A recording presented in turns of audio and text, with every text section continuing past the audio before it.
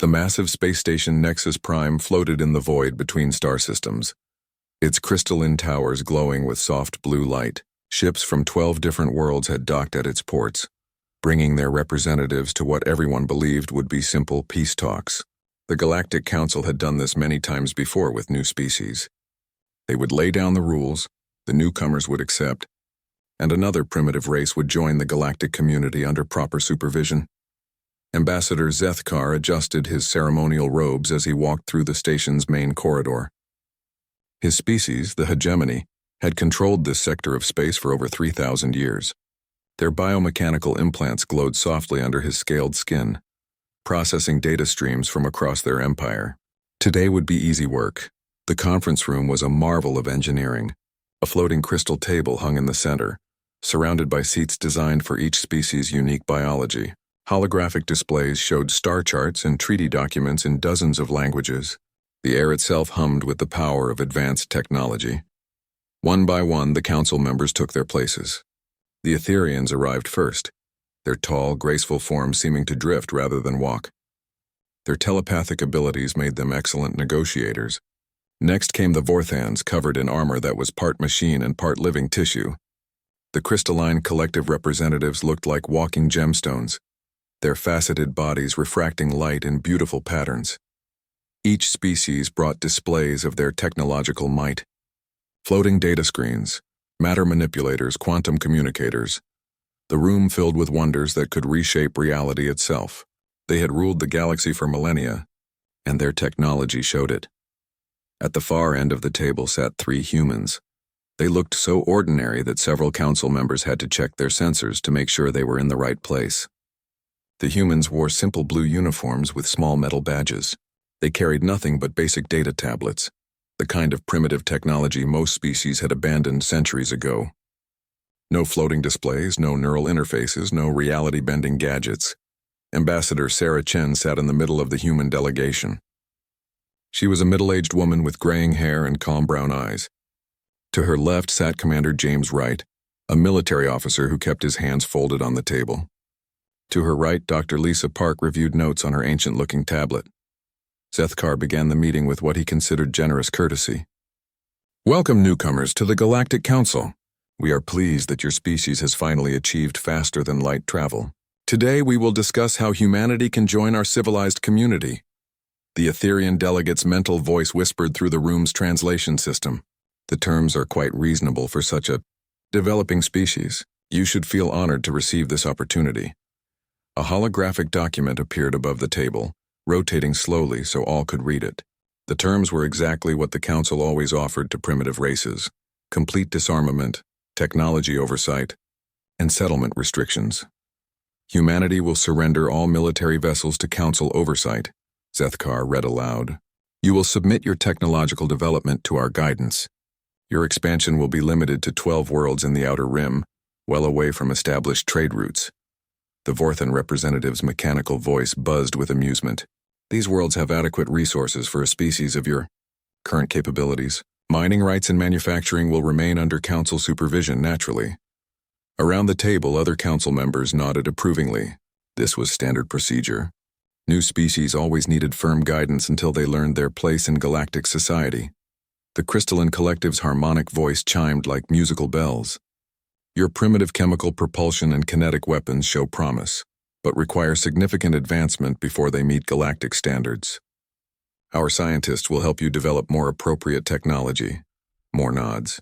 The humans' technology was indeed laughably primitive by galactic standards. Their ships used simple rocket engines instead of space-time manipulation. Their weapons threw metal projectiles instead of manipulating matter at the quantum level. Their computers were electronic circuits instead of quantum biological hybrid systems. Your species shows potential for useful manual labor, added another delegate. The outer systems require workers for resource extraction and basic manufacturing. This will provide excellent experience in galactic industrial methods. Sarah Chen listened to everything without changing expression. When council members looked at her, they saw exactly what they expected. A primitive leader trying to understand technology far beyond her comprehension. Her simple tablet and basic uniform only confirmed their assumptions. Finally, Zethkar finished reading the terms. These conditions are quite generous for a newcomer species. Most civilizations require centuries of development before receiving such opportunities. Chen looked up from her tablet. Her voice was quiet and polite. I have a few questions about enforcement procedures. Enforcement? The Etherian's mental laugh rippled through the room. Child, your entire fleet could not threaten a single council patrol ship. Enforcement will not be an issue. I see, Chen said calmly. And the appeal process for territorial disputes? Zethkar's implants flickered with what passed for amusement among his species. Appeals are handled by the appropriate council committees. Rest assured all decisions are made with the newcomer's best interests in mind. How interesting, Chen replied. She made a note on her tablet with an actual stylus, a tool so primitive that several council members exchanged what counted as amazed looks among their species. The questions continued. Chen asked about trade regulations, technological licensing, and resource allocation. Each question was answered with barely concealed condescension. The council members spoke about humanity as if the humans weren't even present, discussing their primitive nature and limited potential. Their brain structure shows some promise, observed the biospecialist from the Aquatic Consortium. With proper genetic guidance, future generations might achieve basic telepathic abilities. Their manufacturing shows typical chemical age limitations, added a Vorthan engineer. Standard automation packages should improve their efficiency significantly. Chen continued taking notes, occasionally asking for clarification on some minor point.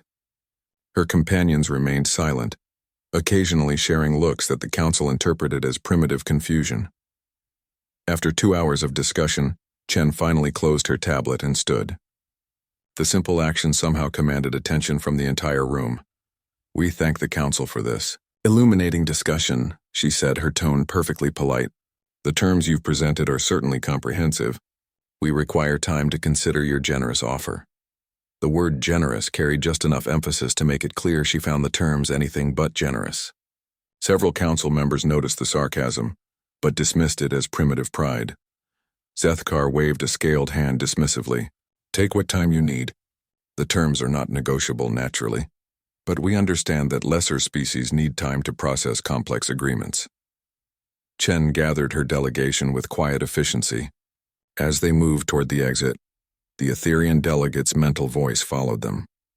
Do not let pride cloud your judgment, humans. This opportunity will not be offered again. The human ambassador paused at the doorway and looked back at the assembled council. For just a moment, her calm expression seemed to hold depths that none of them noticed. We understand perfectly, she said. Thank you for showing us exactly who you are. The door closed behind the humans with a soft hiss. In the conference room, the council members immediately began discussing the division of human territory. The Sol system had excellent mineral resources, and Earth itself might make a pleasant resort world once properly developed. The outer human colonies would provide useful research stations. They'll accept within a month, predicted Zethkar confidently. Primitive species always do once they realize they have no choice. Outside, the human shuttle detached from Nexus Prime and disappeared into hyperspace. Its departure registered on the station's sensors as a simple faster-than-light jump using basic dimensional folding, exactly the kind of crude technology expected from such a backward species. None of the council members noticed that the shuttle's sensor signature vanished completely 3 seconds after entering hyperspace, as if it had never existed at all. 3 months passed without a word from humanity. At first, the Galactic Council felt satisfied with their patience. Primitive species often needed time to accept reality. The humans were probably arguing among themselves, their leaders struggling to convince their people that submission was their only choice. Zethkar reviewed reports from his intelligence networks while floating in his private chamber aboard the Hegemony flagship. For decades, his spies had easily monitored human communications. Their encryption was laughably simple. Their networks, wide open to anyone with basic quantum decoding abilities. His agents had walked freely through human space, gathering information and mapping their defenses. But something had changed.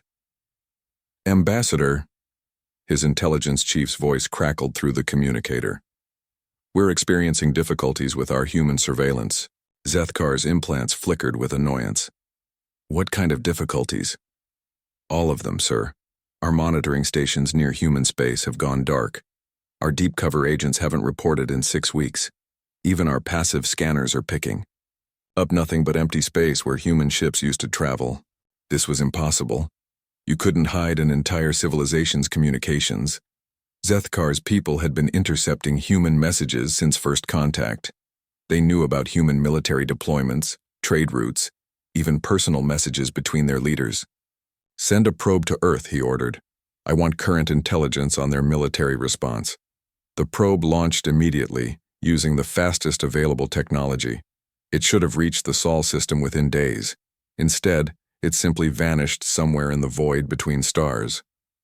No explosion, no debris field, no distress signal. One moment it was traveling through hyperspace, the next it no longer existed. Similar reports flooded in from other council members.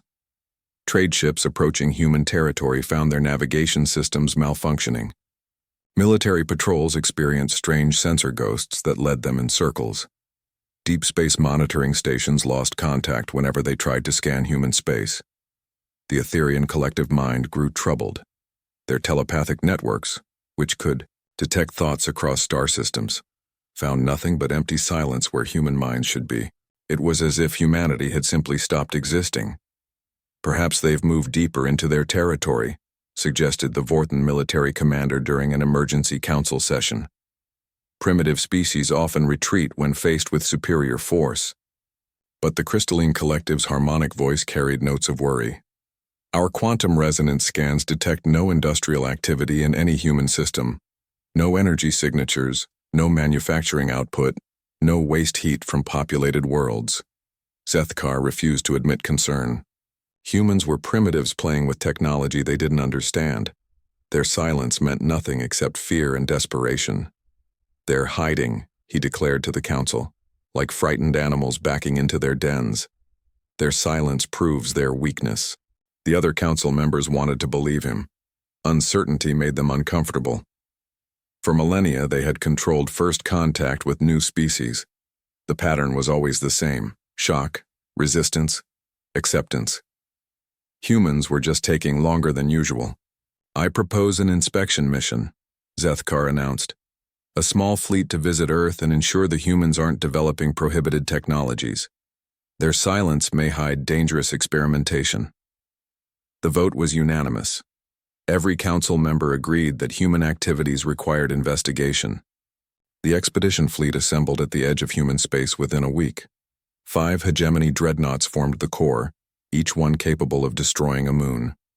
2 Etherian science vessels carried reality-scanning equipment that could detect quantum fluctuations across an entire star system. A massive Vorthon command carrier coordinated the operation, its biomechanical crew ready for any resistance. The combined fleet carried enough firepower to crack a planet's crust. Against primitive human technology, it was absolutely overwhelming. Fleet Commander Vextar studied tactical displays as they approached the Sol system.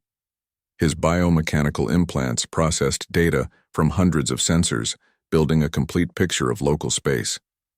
According to intelligence reports, Earth maintained orbital defense platforms, Luna-hosted mining operations, and the asteroid belt contained numerous research stations. "They should be detecting massive energy signatures by now." "Sensors show nothing, Commander," reported his tactical officer. "No orbital platforms, no defense grids, no spacecraft emissions." Vextar's mechanical components whirred softly as he processed this information.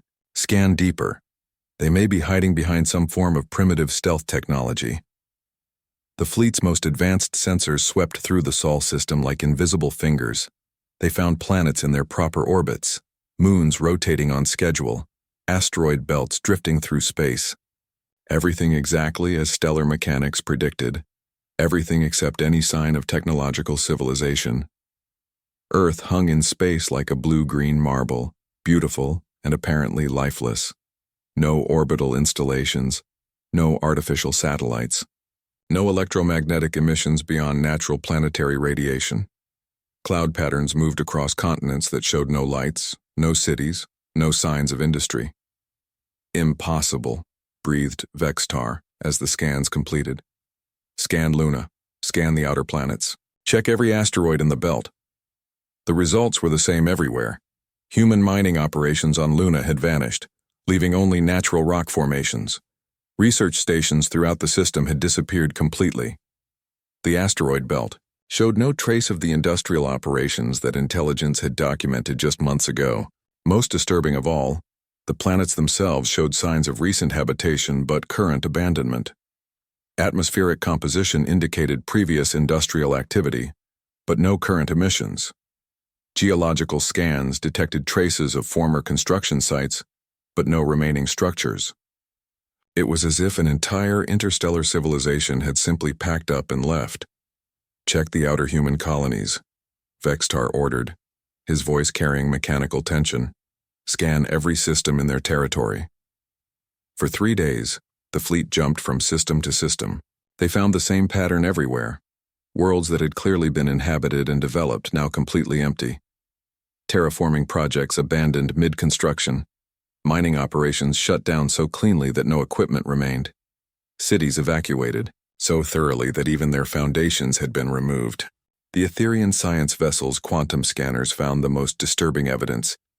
Reality itself showed traces of massive manipulation, space-time distortions suggesting the movement of incredible amounts of matter and energy. But the distortions followed no known physics.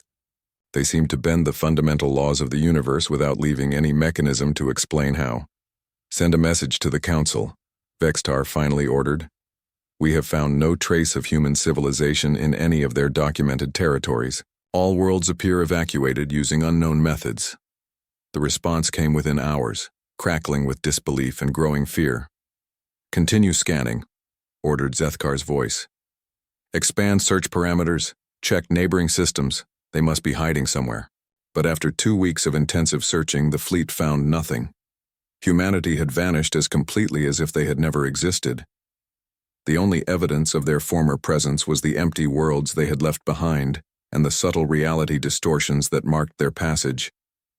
As the expedition fleet returned to Council space, Vextar reviewed the data one final time. His mechanical brain processed every sensor reading, every quantum signature, every trace of evidence. The conclusion was inescapable and terrifying. An entire interstellar civilization had evacuated dozens of worlds without leaving a single piece of technology behind. They had accomplished this feat using methods that the galaxy's most advanced sensors couldn't detect or understand. They had done it in complete silence, without any council monitoring system noticing until it was already complete. And they had done it in less than 3 months. The implication sent mechanical shivers through Vextar's cybernetic nervous system. If humans could vanish this completely, this quickly, using technology this advanced, then everything the Council thought they knew about human capabilities was wrong. Very, very wrong. The first attack came without warning. The Crystalline Collective's primary manufacturing system had operated flawlessly for over 2,000 years. Massive orbital platforms transformed raw materials into components for ships, stations, and planetary infrastructure. Quantum processors directed swarms of construction drones in an endless dance of creation. At exactly 1447 System Standard Time, everything simply stopped. The platforms continued orbiting normally. Power systems ran at full capacity. Life support functioned perfectly. But every manufacturing process had halted as if someone had flipped a switch in the universe itself. Commander Krithal rushed to the central control platform, her gem-like body refracting emergency lighting into prismatic patterns.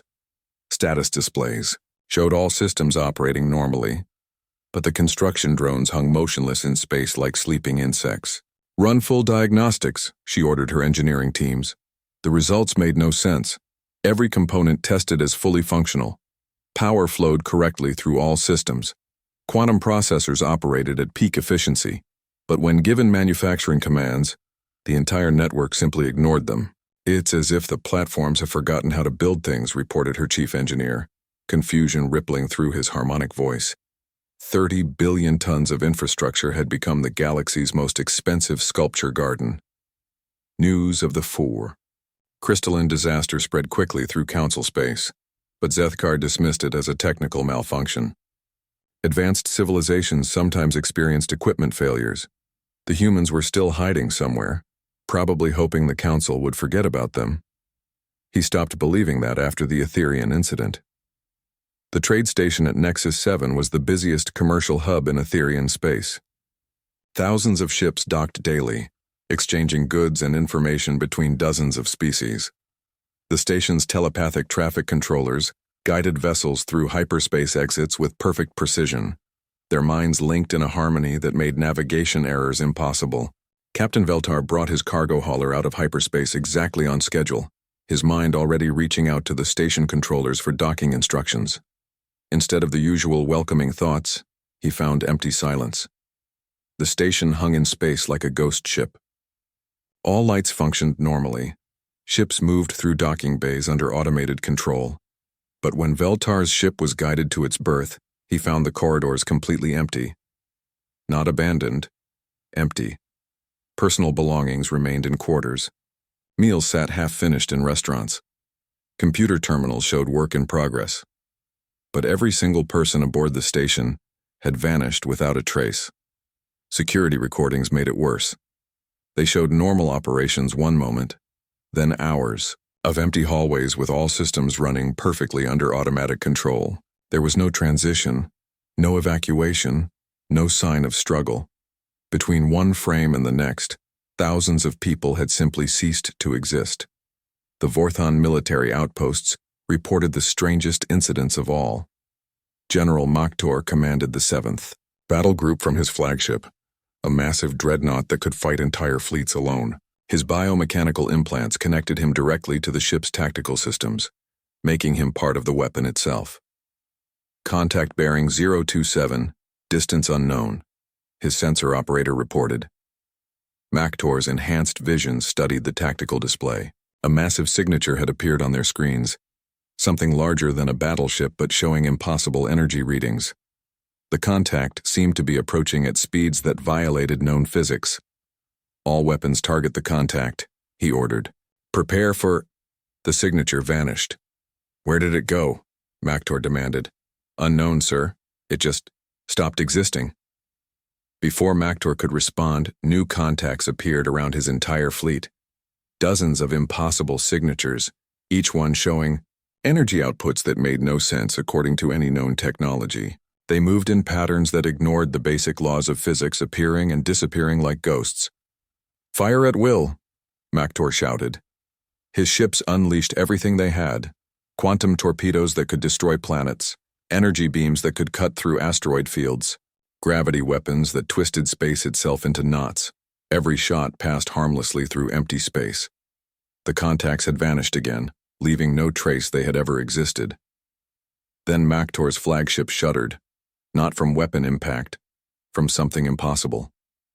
His ship was being moved sideways through space by forces his sensors couldn't detect. One by one, his fleet's vessels found themselves pushed out of formation by invisible hands. Retreat, he finally ordered, his mechanical voice shaking with electronic fear. Full retreat. His fleet jumped to hyperspace in complete disorder, leaving behind only empty space and impossible sensor readings that made no scientific sense. Emergency council sessions became daily occurrences. Representatives gathered in, growing panic as reports flooded in from across their territories. Trade convoys vanishing without distress calls. Mining operations finding their equipment mysteriously disabled. Deep space monitoring stations going dark in perfect sequence. This is clearly human sabotage, Sethkar insisted, though his voice carried less certainty than before. They're using salvage technology they don't understand. Probably some abandoned predecessor device. The Etherian delegate's mental voice trembled with uncertainty. Our collective consciousness can detect thoughts across an entire sector. We find no trace of human minds anywhere in the galaxy. How can they coordinate these attacks without communication? They must be using some form of quantum isolation, suggested the Vorthan representative. Blocking telepathic detection while maintaining contact through technological means. But the crystalline collective's harmonic tones carried deep worry.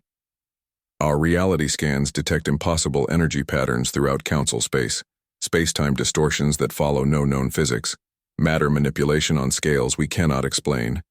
The attacks followed no pattern that military minds could understand. Sometimes they targeted military installations, sometimes civilian infrastructure. Sometimes they disabled equipment. Sometimes they made people disappear. Sometimes they simply moved objects around space like a child rearranging toys. The only consistent factor was their impossibility. Weapons that couldn't be detected fired ammunition that didn't exist at targets that weren't really hit. Ships vanished from sensor screens while their crews continued operating normally, unaware they had become invisible. Entire planetary defense networks found their control systems edited to forget how to function. Worse than the attacks themselves was the growing realization that humanity was playing with them. The incidents never caused permanent harm to people. Disabled equipment could be repaired, though no one understood what had broken it. Missing personnel reappeared days later with no memory of their absence. Moved objects were always placed safely away from traffic routes. It was as if the humans were demonstrating their power while being careful not to cause actual damage.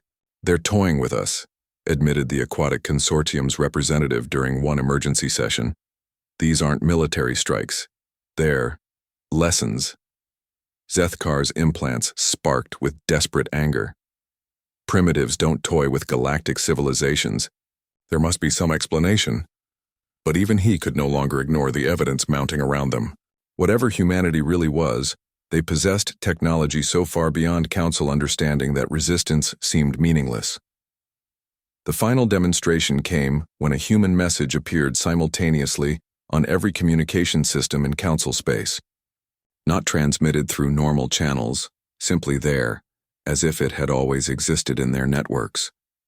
It was Ambassador Sarah Chen, sitting calmly in what looked like an ordinary chair in an ordinary room. She might have been recording a diplomatic message in her office. "The Terran Federation wishes to clarify our position," she said in the same polite tone she had used during the peace talks. "We have withdrawn from negotiations and will determine our own path forward. We suggest the Council focus on their own territories while we consider future interaction protocols." The message ended as mysteriously as it had appeared, leaving behind only questions that no Council scientist could answer. How had they placed a message in every protected system simultaneously? How had they bypassed quantum encryption that should have been unbreakable? How had they made their communication appear without any detectable transmission? As the implications sank in, even Zethkar began to understand the truth they had all been avoiding. They weren't fighting a war with primitive humans. They were being politely corrected by something so far beyond their understanding that they couldn't even properly comprehend what was happening to them. Elder Mind Zephyra had lived for 3,000 years, longer than most of her species remembered was possible. As the oldest member of the Etherian collective consciousness, she maintained the deepest archives of racial memory. While younger Etherians panicked about the human situation, she dove into mental records that hadn't been accessed for millennia. What she found changed everything. The memory fragment was ancient, buried so deep in the collective mind that accessing it required enormous mental effort. But as Zephyra touched the preserved thoughts, images flooded through her consciousness with crystal clarity. She saw the Etherian homeworld as it had been nearly 1,000,000 years ago. Young, proud, expanding rapidly through space with the confidence of a species that believed themselves masters of the galaxy. Their telepathic abilities had just evolved to span star systems, letting them coordinate vast interstellar operations with thought alone. And then they had encountered the predecessors. The beings in the memory defied easy description. They appeared humanoid when they chose to have physical form at all, but existed primarily as patterns of organized energy that could reshape matter and space-time at will. They had watched the young Etherian expansion with patient interest, neither helping nor hindering their rapid spread across dozens of star systems. First contact had been the Etherians' idea. Drunk on their own success, they had demanded the predecessors explain their presence in Etherian space and submit to collective authority. The conversation had been brief. "You are not ready," the predecessor entity had said simply. The Etherian fleet commander in the memory had laughed, his thoughts rippling with contempt. "Ready for what? We are the masters of this galaxy. You will acknowledge our authority or face the consequences." The predecessor had regarded them with what seemed like gentle sadness. "Perhaps in time you will understand. We wish you well on your journey." And then they had simply left, Not fled, not retreated, left. One moment the predecessor ships were there, the next they had faded from existence like dreams upon waking. For the next 500,000 years, Etherian expansion had been gently but firmly redirected away from certain regions of space. Exploration fleets experienced navigation errors whenever they approached specific systems. Research teams found their equipment mysteriously malfunctioning in particular sectors. Trade routes developed inexplicable problems in certain areas. The Etherians had eventually convinced themselves these incidents were natural phenomena. Space was vast and full of dangerous anomalies. Why look for supernatural explanations when random quantum fluctuations could account for everything? Zephyra shared the memory fragment through the collective consciousness, and understanding spread like ripples through the Etherian population. Within hours, every member of their species knew the truth that their leaders had forgotten. The humans weren't. Primitive newcomers struggling to join galactic civilization, they were the inheritors of predecessor technology, possibly the predecessors themselves, returned after eons of absence to check on their younger siblings' progress.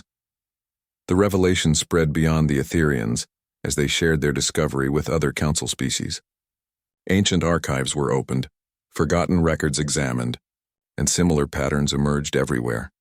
The Vorthan military found battle reports from their early expansion period, describing encounters with impossible entities that their fleets couldn't damage or even properly detect. The engagements had always ended the same way.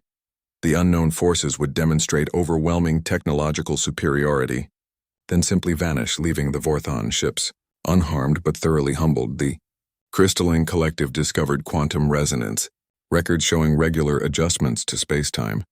Throughout their territory over thousands of years, collapsing stars had been stabilized. Asteroid impacts on populated worlds had been quietly deflected. Dangerous quantum experiments had been mysteriously sabotaged before they could cause galactic disasters. Every species found evidence of the same hidden guardianship.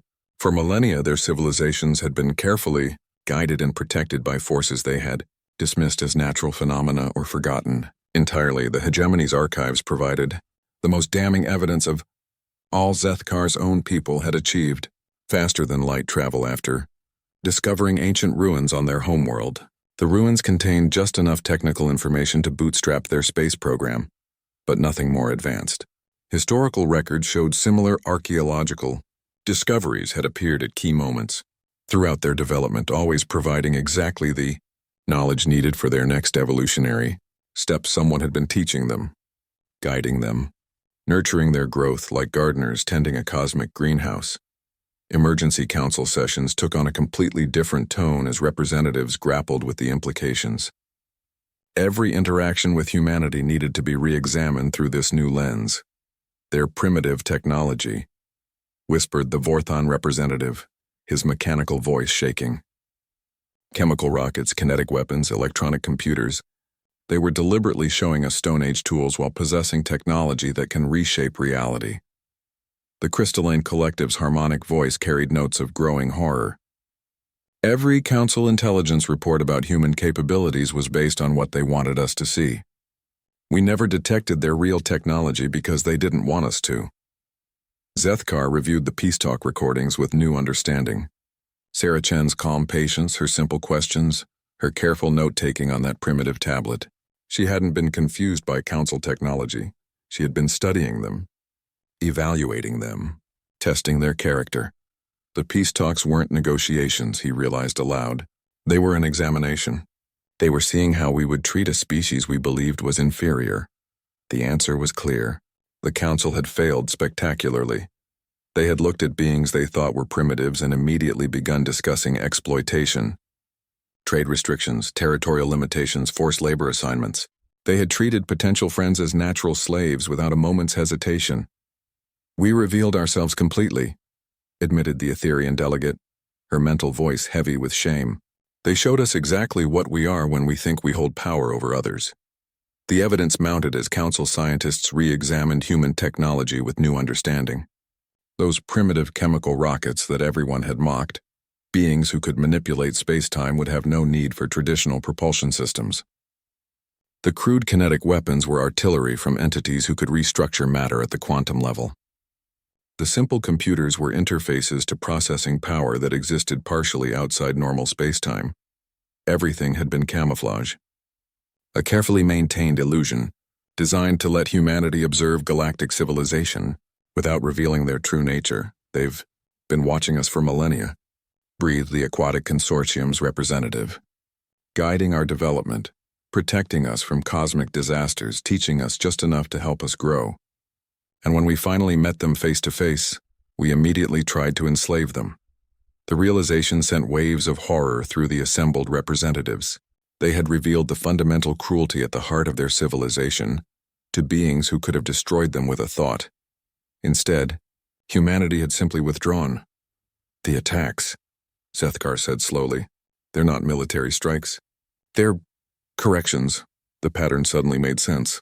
Disabled weapons that could be repaired, missing personnel who returned unharmed, infrastructure failures that caused inconvenience but no permanent damage.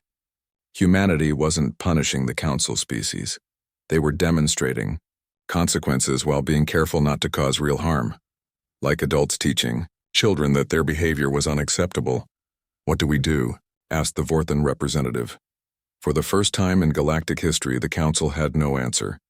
How did you apologize to gods? How did you make amends to beings whose power you had never even begun to comprehend? Elder Mind Zephyra provided the only guidance available. Through the collective consciousness, she shared the final part of her ancient memory, the last thing the predecessor entity had said before departing Etherian space so long ago. When you are ready to nurture instead of conquer, when you choose wisdom over dominance, when you can see strength in restraint and power in protection, then perhaps we will speak again. The Council sat in stunned silence as the implications settled over them. Humanity hadn't retreated in fear. They had stepped back to give the younger species time to grow up. The question now was whether the galaxy's civilizations could prove themselves worthy of a second chance. Ambassador Zethkar stood alone in his private chambers, staring out at the stars through a crystalline viewport. His homeworld hung in space below, its cities glowing with lights that seemed dimmer than they had just weeks ago. Everything looked the same, but he knew nothing would ever be the same again. The reports on his desk told an impossible story. Across hegemony space, damaged infrastructure was repairing itself overnight. Polluted rivers ran clean without explanation. Dying forests regrew with unnatural speed. Even their oldest industrial waste sites were somehow cleaning themselves. Toxic materials breaking down into harmless components through processes that violated known chemistry. It wasn't just his people. Every Council species was experiencing the same phenomenon. War-torn worlds found their scars healing. Depleted planets discovered their resources mysteriously replenished. Failing ecosystems restored themselves with mathematical precision. Humanity wasn't punishing them. They were fixing problems with the casual effort of gardeners tending plants. Zethkar's biomechanical implants processed the data, but his organic brain struggled to accept the implications. Beings with this level of power could reshape the galaxy on a whim. They could have ended the Council's expansion millennia ago, could have prevented every war, could have guided galactic civilization down paths of perfect harmony and prosperity. Instead, they had chosen to watch, to let younger species make their own mistakes, learn their own lessons, find their own way to wisdom.